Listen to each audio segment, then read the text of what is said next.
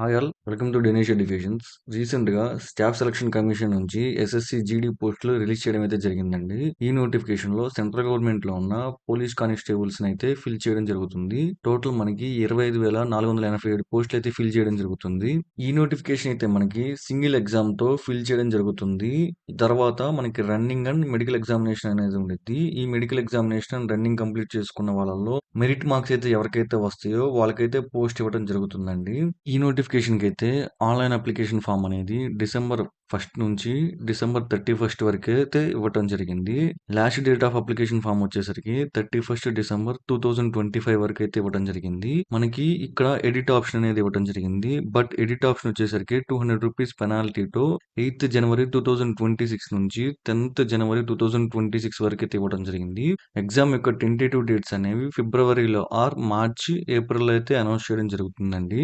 ఈ జాబ్స్ యొక్క pay scale గనుక చూసుకున్నట్టయితే మనకి 21,000 నుంచి 69,000 వరకైతే ఇవ్వడం జరుగుతుందండి. అరౌండ్ మనకి బై హ్యాండ్ వచ్చేసరికి 35,000 నుంచి 45,000 వరకైతే రావడం జరుగుతుంది. నెంబర్ ఆఫ్ వేకెన్సీస్ గనుక చూసుకున్నట్టయితే ఎక్కువగా సీఐఎస్ఎఫ్‌లో అయితే ఇవ్వడం జరిగింది. 14,595 పోస్టెస్ అనేవి సీఐఎస్ఎఫ్‌లో ఇవ్వడం జరుగుతుంది.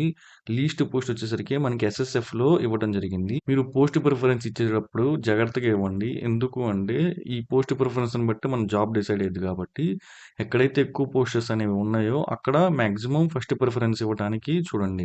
ఏజ్ లిమిట్ గనక చూసుకున్నట్టయితే 18 సంవత్సరాల నుంచి 23 సంవత్సరాల వరకు ఉన్న వాళ్ళందరూ ఎలిజిబులే అండి.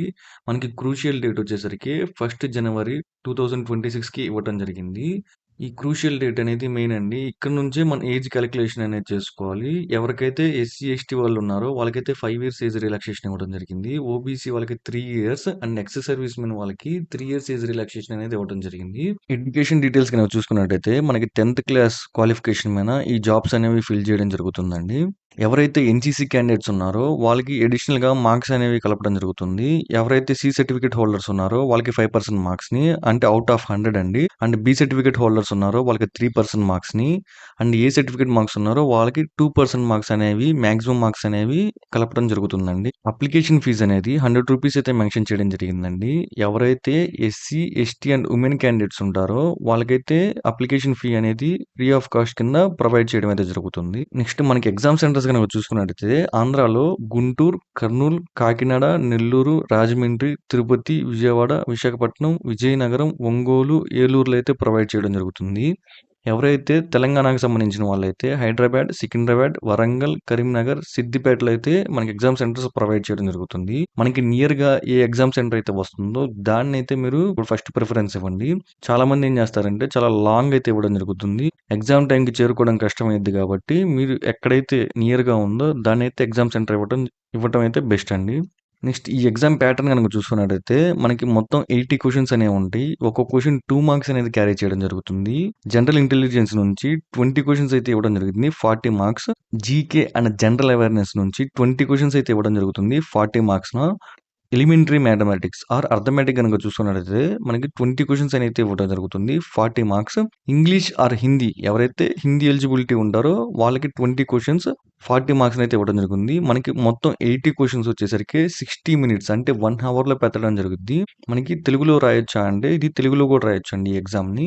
ఎవరైతే తెలుగులో రాయాలనుకుంటున్నారో వాళ్ళు ఎగ్జామ్ ముందునైతే ఈ ఆప్షన్‌ని సెలెక్ట్ చేసుకొని తెలుగులో కూడా రాయొచ్చండి. మనకి 1/4 నెగెటివ్ అనేది ఉండటం జరిగింది. 1/4 నెగెటివ్ అంటే ఒక క్వెషన్ గనక రాంగ్ పెడితే మనకి 1/4 మార్క్స్ అనేవి కట్ చేస్తారు. ఒక క్వెషన్ గనక రైట్ పెడితే మనకి 2 మార్క్స్ అనేవి వస్తాయి. మనం ఫిజికల్ స్టాండర్డ్స్ గనక చూసుకున్నట్టయితే మనకి ఎగ్జామ్ తర్వాత రన్నింగ్ అనేది ఉండిద్దండి. మేల్‌కి వచ్చేసరికి 5 కిలోమీటర్స్‌ని 24 మినిట్స్‌లో అయితే కంప్లీట్ చేయాలి. ఫీమేల్‌కి వచ్చేసరికి 1.6 కిలోమీటర్స్‌ని 8 ½ మినిట్స్‌లో అయితే కంప్లీట్ చేయాలి.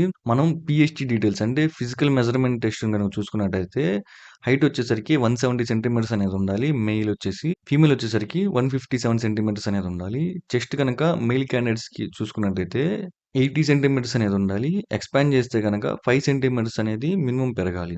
ఈ ఎస్ఎస్‌సి జీడీకి సంబంధించి ఎలాంటి డౌట్స్ ఉన్నా గానీ మీరు కామెంట్‌లో అయితే మెన్షన్ చేయండి. వాటిని మన ఛానెల్‌లో అయితే వీడియోస్ చేయడం జరుగుతుంది. మనం కంప్లీట్‌గా ప్రిపరేషన్ ప్లాన్ ఎలా చేయాలి అండ్ ప్రీవియస్ ఇయర్ క్వెషన్స్‌నైతే మనం వీడియోస్ అయితే నెక్స్ట్ వీడియోస్‌లో అయితే చేయడం జరుగుతుంది. రైట్. థాంక్ యూ అండి.